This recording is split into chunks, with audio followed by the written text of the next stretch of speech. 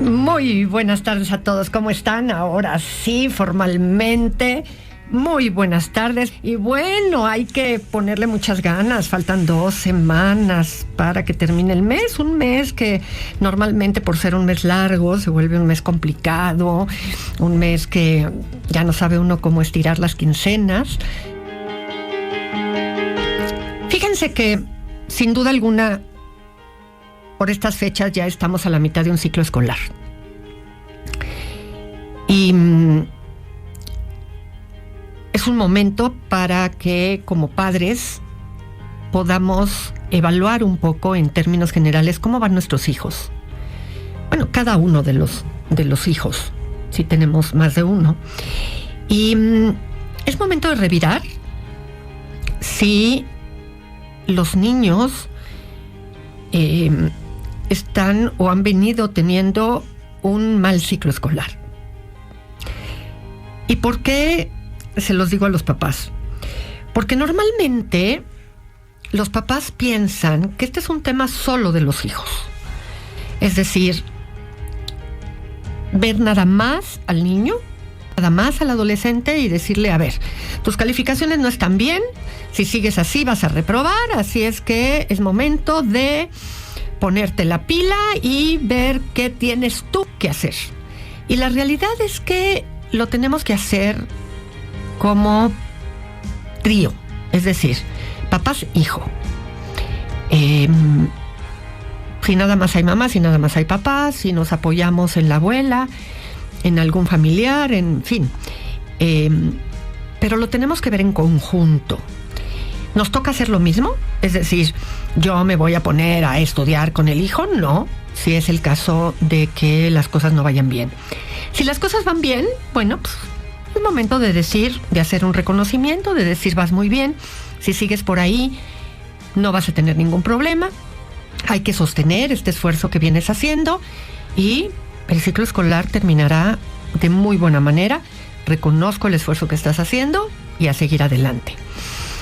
Si esto no pasa, en general, si va en la primaria, si esto no pasa en alguna materia, si va en secundaria, si va en la preparatoria, es momento de hacer un esfuerzo mayor.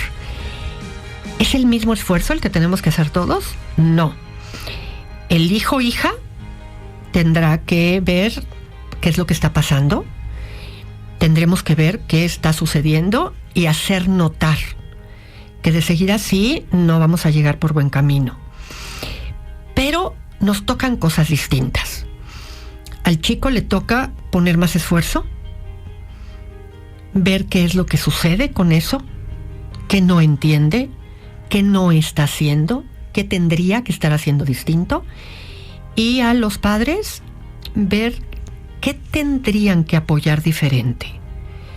Ya sea que falta algún tema disciplinario, que a lo mejor no hemos conseguido hacer lo necesario, que no implica estudiar con él o con ella, Ojo, eso le toca al hijo o la hija. Pero sí a lo mejor caemos en la cuenta de que no estamos haciendo el acompañamiento que tendríamos que hacer y por lo tanto este hijo o hija no está teniendo, o por distracción, o porque estamos creyendo que por la edad ya no tendríamos que estar ahí y por lo tanto pues está necesitando más acompañamiento porque por distracción, por lo que sea, no ha tenido el hábito necesario y por lo tanto necesitamos hacer algo al respecto. Pero lo cierto es que necesitamos tomar medidas y esas medidas requieren un mayor seguimiento y medidas distintas. Así es que es momento de hacerlo. No podemos poner toda la batalla solamente en el hijo, que claramente nos está diciendo seguir actuando como estamos actuando no está dando resultado. Fíjense que con mucha frecuencia me topo con que las personas se confunden entre la terapia de aprendizaje y las clases de regularización. Cuando un niño va atrasado o no parece serle suficiente lo que aprende en la escuela para retener la información. Y digamos que en la escuela van más rápido de lo que logra él aprender, pero entiende muy bien lo que se le explica. Necesita practicar más, necesita clases de regularización. Es decir, voy a un poco a inventar. Entiende muy bien las sumas. Y el resto de los niños, con 7 sumas, aprendieron a sumar. Pero en la escuela ya pasaron a las restas. Y cuando pasan a las restas, al niño ya se le complicaron las sumas y entonces cuando pasan a las restas, parecería que entonces ya no sabe cómo sumar y se va retrasando un poco. Bueno, este niño lo que necesita son clases de regularización, porque necesita sumar más veces que los demás para lograr consolidar el aprendizaje. Este niño necesita clases para regularizarse e ir al día con el resto de los niños. En cambio, la terapia de aprendizaje está más relacionada con las habilidades cognitivas y entonces se le van quedando huecos en el aprendizaje. Es decir, las habilidades cognitivas tienen que ver con clasificar, sintetizar, abstraer. Y no es que el niño tenga problemas de inteligencia, es que todas las habilidades que el cerebro es capaz de realizar y que van a ser necesarias para el aprendizaje no terminaron de formarse y por lo tanto a la hora de organizar el aprendizaje el niño no sabe dónde acomodarlas en el cerebro. Es como si tú, cuando construyes una casa y haces la obra negra y destinas en dónde van a estar los cuartos, en dónde los baños, en dónde la cocina, en dónde la sala, y que esa obra negra termine perfectamente de estar construida para que cuando lleguen los muebles sepas en dónde va la cama, en dónde va la taza del baño, en dónde va el refrigerador, pues resulta que llegaste con todos los muebles y la casa estaba sin terminar. Entonces acabaron metidos en el cuarto todos los objetos y entonces a la hora que tienes que cocinar, pues no sabes en dónde de la casa quedó la estufa, en dónde quedó la cocina, en dónde quedó el horno, en dónde... Y entonces tardas mucho más tiempo en poder llevar a cabo la actividad, porque tienes que estar buscando el mobiliario necesario para llevar a cabo esa actividad. Por lo tanto, ese niño no tiene que hacer más sumas. Lo que necesita es que lo ayuden a organizar el mobiliario para que cuando lo enseñan a sumar, sepa en qué parte de su cerebro necesita ir a rescatar lo que requiere para llevar a cabo la suma. Son 2 elementos de trabajo muy distintos. Necesita en la terapia de aprendizaje tener alguna especialista en el desarrollo del niño y en la terapia de regularización necesita un especialista en matemáticas. Son 2 tipos de trabajo radicalmente distintos y por eso necesitamos tener muy bien localizado el problema para entonces llevarlo a cabo. La misma confusión que suele haber entre terapia de aprendizaje y clases de regularización, la suele haber entre problemas de conducta de los niños y problemas emocionales. Los problemas de conducta tienen que ver con el comportamiento, es decir, gritan, pegan, hacen berrinches, son groseros, muerden, son agresivos en general con los compañeritos, con los hermanos, avientan cosas, en fin, todo lo que tiene que ver con un comportamiento desorganizado. El problema emocional es un problema atípico. Es decir, es un problema que no se suele ver en todos los niños cuando crecen. Porque un problema de conducta sí puede ser común. Es decir, en algún momento de la vida los niños pueden morder, en un momento de la vida los niños pueden pegar, en algún momento de la vida los niños avientan cosas, pero cuando se vuelven frecuentes es cuando llamamos que se convirtió en un problema de conducta. Sin embargo, el problema emocional tiene más que ver con arrancarse el pelo, por ejemplo,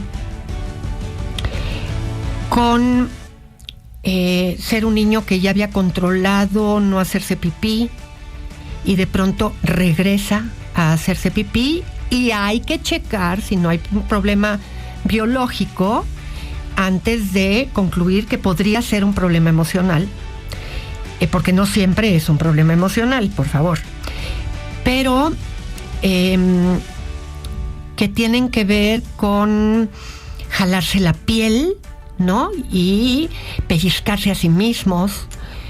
Y eso es algo que la gran, inmensa mayoría de los niños no va a presentar. Es completamente atípico, no forma parte del desarrollo de los niños.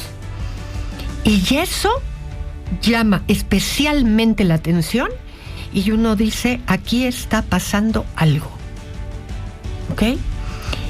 Eso puede ser, puede, subrayo la palabra puede ser un tema emocional que hay que verificar, que hay que analizar con cuidado para descartar otras problemáticas y entonces poder llegar a la conclusión de que es un problema de tipo emocional. Y suele haber causas muy particulares. Algún abuso sexual, algún tema de la pérdida del padre o de la madre ante una muerte prematura, que la familia se vea envuelta en un asalto traumático, alguna situación en la que la familia suele poder decir, pasó un evento, se dio un evento y la circunstancia es localizable. Violencia en casa, ¿no? Y entonces puede desatar también el problema de conducta, ¿no? Que es una manera de decir algo está pasando aquí, ¿ok? El tema es que llama especialmente la atención. Ojo, en el problema de conducta también se tiene que analizar la circunstancia, ¿ok? Pero porque puede tener una causa emocional o simplemente un tema de problema de educación en donde han faltado límites y el pequeño está sumamente consentido, ¿ok? Puede tener muchas variables, pero la situación emocional, los síntomas son especialmente llamativos porque son muy atípicos y hay que evaluar. Ambas cosas hay que evaluarlas. Hablando de todo esto de la escuela, de si vamos a medio ciclo escolar, las terapias de aprendizaje, las clases de regularización, problemas que los chicos pueden estar presentando, en fin. Si te llaman de la escuela, es muy importante tomar en consideración que hay que ir en una actitud positiva, porque la realidad es que ni la escuela tiene la versión completa de los hijos, ni tú tienes la versión completa de tu hijo. Porque tú conoces muy bien a tu hijo en lo personal, pero la escuela conoce mejor que tú, sí, aunque duela, conoce mejor que tú a tu hijo en lo social. Nuestros hijos, al igual que nosotros, tienen diferentes versiones de sí mismos. Así como a nosotros presentamos una versión de nosotros en el trabajo, en la escuela no, pero en el trabajo, en las tiendas a las que visitamos, si vamos al cine, en el cine, en los lugares recreativos, con nuestra pareja, con nuestros padres, con nuestros hermanos, porque no somos una sola persona en todos lados. Dependiendo de cómo los demás se portan con nosotros, también nosotros respondemos de formas diferentes. Si no, imagínense, cuando tuvimos una relación de pareja que no funcionó, pues no funcionaríamos en ningún lado, en ninguna otra relación de pareja. Y la realidad es que podemos estar presentando diferentes versiones dependiendo de cómo y de qué forma se generan las interacciones. Y esa parte se vuelve muy importante de considerar en el contexto en el que nos encontramos. Y en la parte social, de forma consistente, diaria, la realidad es que las personas ven a tu hijo, varias personas adultas ven a tu hijo de manera clara en un contexto escolarizado. Así es que no necesariamente tiene que ser la misma que tú ves de forma individual en el contexto en el que tú lo ves. Así es que eso complementa el proceso educativo. No tienen necesariamente que coincidir. Tu hijo no se porta igual con compañeritos con los que se ve aplaudido, ¿no?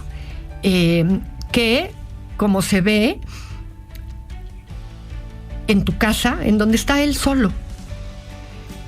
Y alimentarse de esos reportes te ayuda y favorece a tu hijo en un proceso educativo. Así es que no está peleada una versión con la otra. Al revés, entre las dos partes construyen la visión de tu hijo. Siempre hablamos de que queremos lo mejor para nuestros hijos.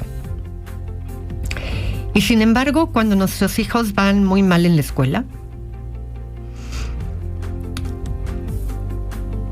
no aceptamos bajo ninguna condición que si la escuela consideraría que lo mejor para nuestro hijo es que repita el año, que si va muy mal va a pasar de año con unos huecos espantosos, que si sigue así, la realidad es que le va a ir muy mal, que si sus calificaciones son una representación de lo que de verdad sabe.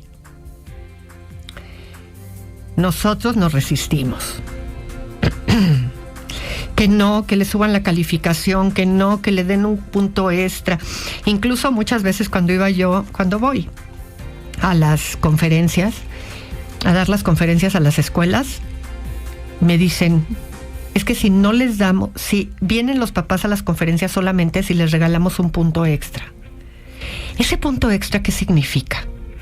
Que saque mejor calificación, aunque en realidad no significa nada en cuestión del aprendizaje de su hijo, solamente para que saque una mejor calificación y parezca que sabe eso, que representa un mejor conocimiento de su hijo en la materia. Es un absurdo. Y sin embargo, lo quieren. Los papás suplican, ruegan que le suban las décimas. Y el tema es, ¿por qué si no implica conocimiento, si no implica esfuerzo por parte del hijo? Y decimos querer lo mejor para tu hijo, aunque eso no represente nada, e incluso el cambio de grado escolar vaya a generar mayores problemas de aprendizaje en el hijo para el año que sigue. E incluso el hijo se pueda confiar, porque entonces, como de todas maneras pasa de año, porque los papás lo consiguen, pues él puede seguir echando la flojerota. Porque no importa, no sabe nada. Y esos papás dicen que quieren lo mejor para su hijo. Hay mucho que pensar, ¿no? Cuando decimos esta frase, que acaba representando que en realidad la decimos en el vacío. Que tengan una extraordinaria tarde, una muy buena semana. Nosotros nos escuchamos mañana. Bueno, coman rico, buen provecho si están comiendo y nos escuchamos mañana. Soy Chayo Busquets, esto fue Chayo Contigo. Audiocentro.